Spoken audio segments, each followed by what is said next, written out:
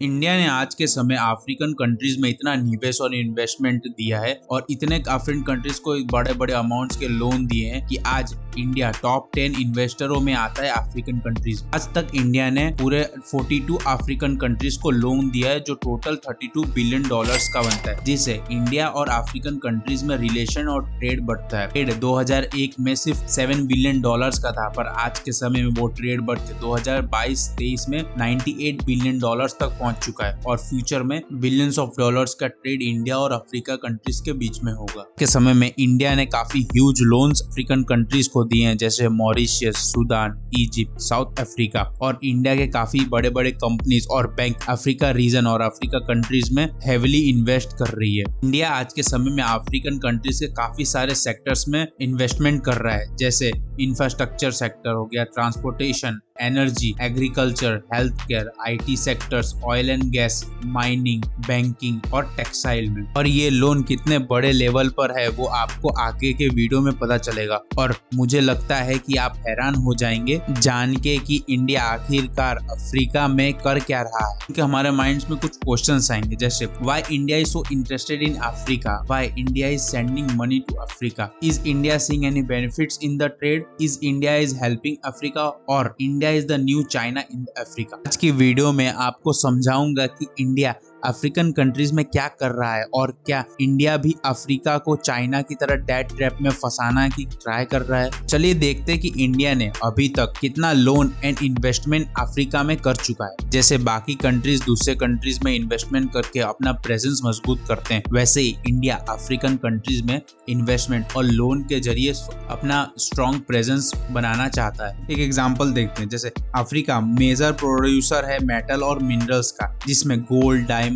Iron, copper सभी तरह के मेटल्स प्रोड्यूस करता है और दुनिया भर के कंट्रीज अफ्रीका से ही ये मेटल और मिनरल्स एक्सपोर्ट करते हैं। और ये माइनिंग इंडस्ट्री अफ्रीका के इतनी बड़ी है कि उनका GDP का 5 से 10% कंट्रीब्यूट करती है और अफ्रीका ये माइनिंग, इंडियन टेक्नोलॉजी और इन्वेस्टमेंट पे डिपेंडेंट है। और सिर्फ यहाँ इंडिया ही नहीं रुकता है, इंडिया अफ्रीका के मेडिकल सेक्टर्स में भी काफी कंट्रीब्यूट करता है। जब कोविड-19 आया था तो इंडिया ने अफ्रीका के लिए 150 metric ton medical aid provide किया था, जिसे 25 अफ्रीकन कंट्रीज को दिया गया था। इंडिया अफ्रीका की सैटेलाइट भी काफी लॉन्च कर चुका है। ओला जो अफ्रीका ही का ये कंट्री है, जिसमें इंडिया की जो SBI state bank of India ने $30 मिलियन प्रोवाइड किया था इंडस्ट्रियल पार्क बनाने के लिए और एडिशनल $15 मिलियन कॉटन प्लांट के लिए प्रोवाइड किया था। सेरा लियोने जो अफ्रीका की एक कंट्री है जिसको इंडिया ने $250 मिलियन का डेवलपमेंट असिस्टेंस दिया था। मॉरिशियस को भी इंडिया ने $500 मिलियन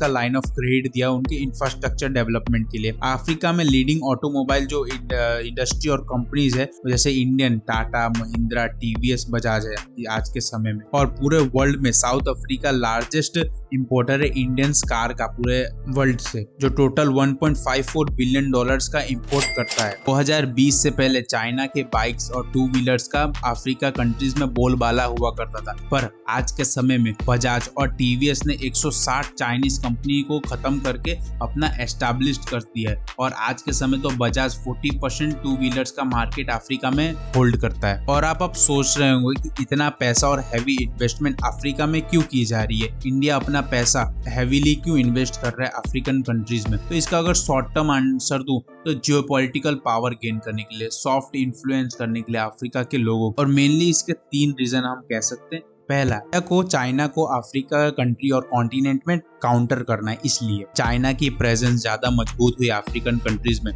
तो इंडिया के लिए थ्रेट बन सकता है। चाइना अभी के समय में नंबर 1 इन्वेस्टर है अफ्रीका में और इंडिया नंबर 2 पे है इस समय। और इंडिया और चाइना की इकोनॉमिक कंपटीशन की वजह से दोनों को अफ्रीकन कंट्रीज में ज्यादा से ज्यादा इन्फ्लुएंस बढ़ाना है। चाइना की अब के समय में इमेज बन गई है कि वो छोटे कंट्रीज और गरीब कंट्रीज को लोन दे के उसे डेट ट्रैप में फंसा के और अपना डिसीजन उन पे थोपता है। इसी नेगेटिव इमेज का इंडिया फायदा उठा रहा है और अपना पॉजिटिव इमेज बना के और डेवलपमेंट करके अफ्रीकन कंट्रीज का समर्थन अपने साथ रखना चाहता है। रीजन है इकोनॉमिक अपॉर्चुनिटी। जैसे आपको पता है कि अफ्रीका एक ग्रोइंग मार्केट है, उनकी पॉपुलेशन बढ़ रही है, उसके हिसाब से उनकी मिडिल क्लास की भी पॉपुलेशन बढ़ रही है और उनकी कंज्यूम करने की कैपेबिलिटीज भी बढ़ रही है। और इंडिया के जो प्रोडक्ट्स है अफ्रीका में काफी अच्छे डिमांड पे रहते हैं क्योंकि उनकी गुड क्वालिटी की वजह से। और चाइना के प्रोडक्ट्स उतने अच्छे क्वालिटी के नहीं रहते इंडिया के प्रोडक्ट्स के मुकाबले अफ्रीका में। इंडिया को एक नया मार्केट का एक्सेस भी मिलता है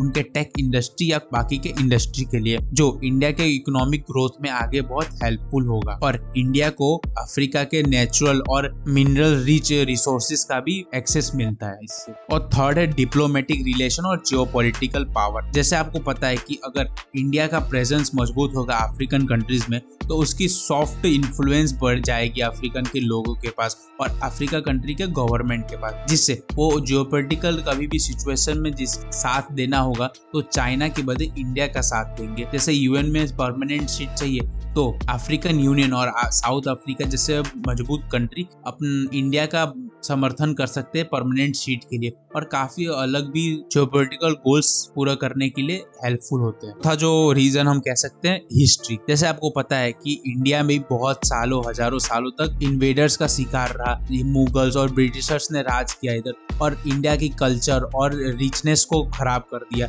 वैसे ही अफ्रीका में भी यूरोप्स और अमेरिकन और ब्रिटिशर्स ने बहुत राज किया और उनके भी कल्चर को और अपने हेरिटेज को बर्बाद करके रख दिया। जैसे आपको होता है कि पहले के जमाने में इंडिया और अफ्रीकन बहुत अमीर हुआ करते थे, उनकी रिच कल्चर और पैसे से भी काफी अमीर होते थे, पर कॉलोनाइजेशन और ये सब इन्वेडर्सों के चलते दोनों की हिस्ट्री एक सही होगी और उनके पूरे कल्चर को बर्बाद कर दिया गया। पर इंडिया अभी के समय में उस कंडीशन से उभर चुका है और अपने को फास्ट से फास्ट डेवलपमेंट और एक सुपर पावर बनने की राह पे चल चुका है। पर अफ्रीकन कंट्रीज का ऐसा नहीं है, अभी भी वहाँ अंडर डेवलपमेंट और पॉवर्टी पूरे कॉन्टिनेंट में फैली हुई है और उनको काफी काम करना है ये सब पॉवर्टी और अंडर डेवलपमेंट को खत्म करने के लिए।